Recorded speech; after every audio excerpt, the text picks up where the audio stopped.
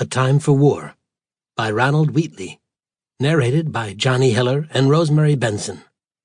This book is dedicated to the memory of Army Sergeant Michael J. Kelly and Marine recruit Kobe Cutler, and to all the veterans mentioned in this book and elsewhere who have so nobly served their country. Introduction.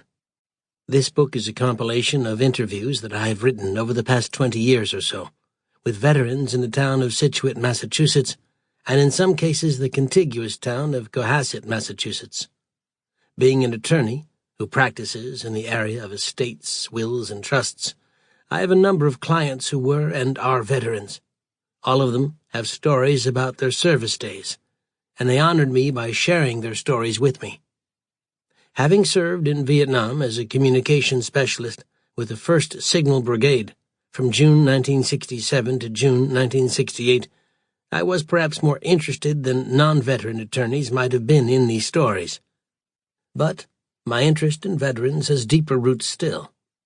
On both my mother's and my father's side, family members have served in almost every war, from the American Revolution to Iraq. That tradition began with my great 6 generations grandfather, Leonard Wheatley of Virginia, who was serving with the Virginia militia when the Continental Army was created in 1775. He ended by serving with General Washington's army as a private soldier on the Continental Line near Yorktown, where he completed his service not long after General Cornwallis's surrender at Yorktown. What I tried to do in all of these interviews was to ask the veterans about their civilian lives before the military, what motivated them to join, their training once in, and conclude with a little on their lives after their service.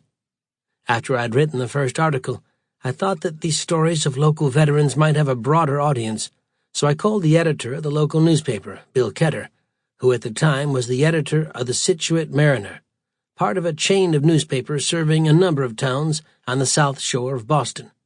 Mr. Ketter graciously agreed, and thus began my column entitled Calling All Veterans, which has run intermittently over the years up to today. I did not request or receive any remuneration for writing these articles, as this for me was a labor of love. These veteran stories span the Civil War, World War II, Korea, Vietnam, Iraq, and Afghanistan. In 2 instances, there are stories not based on interviews because there were no living veterans to be interviewed. In those cases, I resorted to secondary sources, such as letters and historical records. A number of the veterans from World War II that I interviewed have since passed. Sample complete. Ready to continue?